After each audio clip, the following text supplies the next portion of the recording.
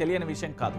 ఎందుకంటే financial డిస్ట్రిక్ట్గా చెప్పబడే Hyderabad central యూనివర్సిటీకి సంబంధించిన భూముల పంచాయతీ ఏకంగా జాతీయ స్థాయిలో ఏ విధంగా రచ్చగా మారిందో అందరూ విన్నాం. 400 ఎకరాలకు సంబంధించిన పంచాయతీ ఏకంగా కూడా పూర్తి స్థాయిలో సుప్రీంకోర్టు ధర్మాసనం టేబుల్ మీద కూడా ఉంది. అయితే ఈ హైదరాబాద్ సెంట్రల్ యూనివర్సిటీ భూములకు సంబంధించి ప్రభుత్వం పోరాటం చేసింది. అనేక సందర్భాలలో పోరాటం చేసిన తర్వాతనే వాటిని మేము దక్కించుకున్నామని ప్రభుత్వం చెప్పింది. దాంతో పాటుగా గతంలో హైదరాబాద్ సెంట్రల్ యూనివర్సిటీ భూముల విషయంలోనే ఆ భూములు కావాలని ప్రభుత్వం అడిగినప్పుడు ప్రత్యామ్నాయంగా కూడా గోపనపల్లిలో ఇచ్చిన సందర్భాన్ని కూడా గుర్తు చేస్తాయి. సో గతానికి ప్రస్తుతానికి భవిష్యత్తులో ఏం జరగబోతుంది అనేది ఒక చర్చించే ప్రయత్నం అయితే చేద్దాం.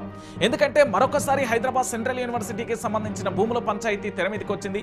ఈ రోజు పూర్తి స్థాయిలో కూడా సుప్రీంకోర్టు సీరియస్ అయిన పరిస్థితి కూడా చూస్తాం. ఎందుకంటే హైదరాబాద్ సెంట్రల్ యూనివర్సిటీ విషయంలో ఆ సుప్రీంకోర్టు చీఫ్ జస్టిస్ బిఆర్ గవాయికి సంబంధించి ఆగ్రహ జ్వాలను వెళ్లగక్కిన పరిస్థితి చూస్తాం.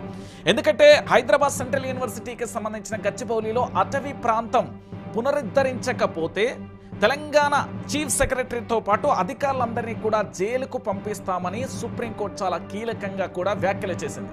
ఇక దానితో పాటు హైదరాబాద్ సెంట్రల్ యూనివర్సిటీ భూముల మీద పూర్తి స్థాయిలో కూడా విచారణ జరిపిన సిజేఐకి సంబంధించి 4-5 అంశాలను చాలా బలంగా కూడా చెప్పిన సందర్భాన్ని చూసాం. అన్ని సక్రమంగా ఉంటే సెలవు రోజులలో ఎందుకు మీరు ఆ పనులను ప్రారంభించారు? హైదరాబాద్ సెంట్రల్ యూనివర్సిటీకి సంబంధించి ప్రభుత్వం సెలవు రోజులలో మాత్రమే హైదరాబాద్ సెంట్రల్ యూనివర్సిటీ భూముల మీద ఎందుకు ప్రభుత్వం పడింది అనేది మొదటి వాదన. దాంతో పాటు సోమవారం నుండి శుక్రవారం వరకు కూడా చేసుకోవచ్చు కదా, శనివారం ఆదివారం రోజులలో మాత్రమే ఎందుకు చేశారు అంటూ మరో ప్రశ్న వచ్చింది. దీంతో పాటు వేల చెట్లను కూడా అక్రమంగా కొట్టేశారు, అవన్నీ త్వరగా కూడా పునరుద్ధరించాలంటూ కూడా చెప్పిన పరిస్థితి కనబడింది. అయితే ఇష్టానుసారంగా ఇక్కడ డజన్ల కొద్దీ బుల్డోజర్లను పెట్టి మరీ చెట్లను కూడా నరికారు. ఇదంతా ముందస్తు ప్రణాళిక ప్రకారమే మీరు చేశారు అంటూ కూడా సిజేఐ ధర్మాసనానికి సంబంధించి చాలా క్లారిటీగా కూడా చెప్పిన పరిస్థితి కనబడింది. సో తదుపరి విచారణ మొత్తానికి జూలై 23కి అయితే వాయిదా వేసిన పరిస్థితి కనబడింది. అయితే ఈ విషయంలో ఒకసారి తెలంగాణ ప్రాంత ప్రజలు ఏం ఆలోచించాలంటే, హైదరాబాద్ సెంట్రల్ యూనివర్సిటీ భూములు ఏవైతే ఉన్నాయో 400 ఎకరాలకు సంబంధించి ప్రభుత్వం నిజానికి ముందస్తు ప్రణాళిక పక్కా ప్రణాళికతోనే ముందుకెళ్ళిందనేది మనందరికీ తెలిసిన విషయమే. ఎందుకంటే సెలవు రోజులు కాకుండా సోమవారం నుంచి శుక్రవారం ఎలాగో పూర్తి స్థాయిలో కూడా కోర్టులు పనిచేస్తాయి కాబట్టి పూర్తిగా కూడా సెలవు దినాలు కాదు కాబట్టి ఆ రోజులలో ప్రభుత్వం ఒక్కడు కూడా ముందుకెళ్ళలేదు. కానీ శనివారం ఆదివారం లేదా సెలవు దినాలలో మాత్రం డజన్ల కొద్ది బుల్డోజర్లను పంపించి చాలా విలువైన అటవీ సంపదకు సంబంధించి అనేక రకాల వృక్ష జాతులు జంతు సంపదకు సంబంధించి వినాశనం చేసిన పరిస్థితి మనందరం చూసాం. ఎందుకంటే హైదరాబాద్ సెంట్రల్ యూనివర్సిటీలలో అక్కడ నెమళ్ళ అరుపులు మనం స్పష్టంగా విన్నాం.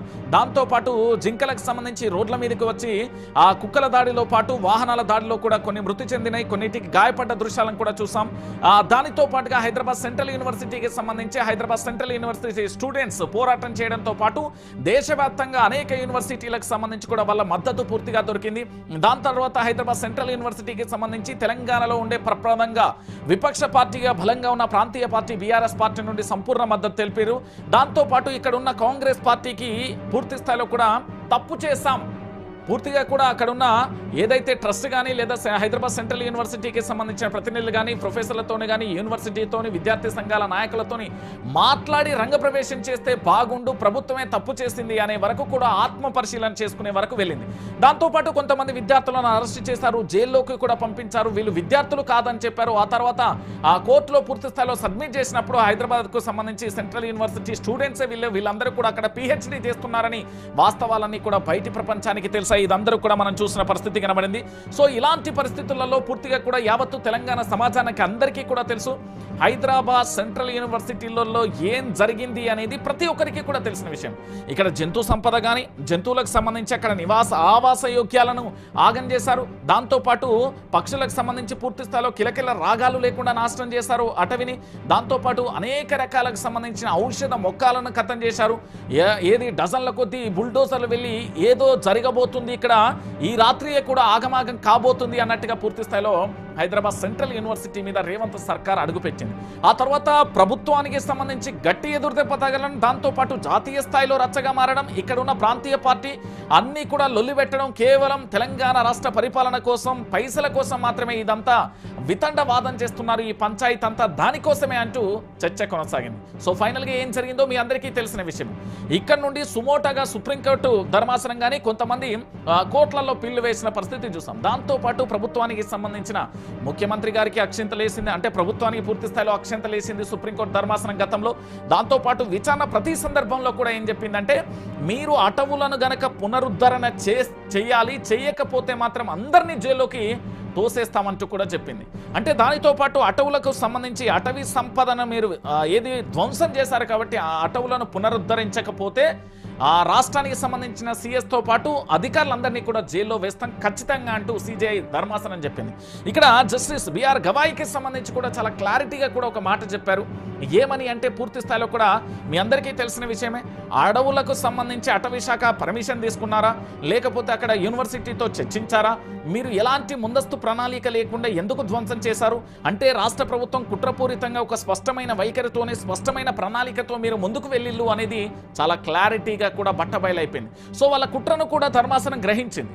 దాంతోపాటు ఆ కుట్రను ఛేదించే విషయంలో ఏదైతే విచారణ జరుగుతుందో ఆ విచారణ సందర్భంగా పూర్తి స్థాయిలో కూడా పంచాయతీ ఏ తారాస్థాయికి చేరిందో మీ అందరికీ తెలుసు. ప్రభుత్వానికి అక్షింతలు వేయడంతో పాటు, అధికారులకు అక్షింతలు వేయడంతో పాటు సెలవు రోజులలోనే ఇవన్నీ మీకు గుర్తొచ్చాయంటూ కూడా ప్రభుత్వం ఏ విధంగా మాట్లాడింది ఏమేమన్నది మనందరం చూసాం. సో మొత్తానికి ఎపిసోడ్కు సంబంధించి హైదరాబాద్ సెంట్రల్ యూనివర్సిటీకి సంబంధించి ప్రభుత్వానికి ఇక 3 చెర్ల నీళ్లు తాగించుడైతే సుప్రీంకోర్టు ధర్మాసనం ఖచ్చితం అనేది అర్థమైపోయింది. దాంతోపాటు హైదరాబాద్ సెంట్రల్ యూనివర్సిటీకి సంబంధించిన భూములకు రక్షణగా సుప్రీంకోర్టు ధర్మాసనం ఉంది.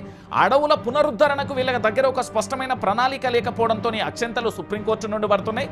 సుప్రీంకోర్టు ఆగ్రహానికి బలి కాబోతున్నారు. అంటే తెలంగాణలో ఎంతమంది అధికారులు జైలుకు వెళ్తారో తెలియని పరిస్థితి. ఒకవేళ అటవీ పునరుద్ధరణ గనక చేయకపోతే జైలుకు వెళ్లాల్సిన పరిస్థితి. ఇప్పటికే సుప్రీంకోర్టుకు సంబంధించి సిజేఐకి సంబంధించిన జస్టిస్కు సంబంధించిన బెంచ్ కానీ అక్కడ బిఆర్ గవాయి గారు కానీ చాలా స్పష్టంగా కూడా ఆగ్రహ జ్వాలాలు వేశారు. సో మొత్తానికి హైదరాబాద్ సెంట్రల్ యూనివర్సిటీకి సంబంధించిన వివాదంలో ప్రభుత్వం అడ్డంగా దొరికిపోయింది. సో ప్రభుత్వం ఎలాంటి ఎత్తుగడలతో బయటపడే అవకాశం ఉంటుంది. నిజంగా అలాంటి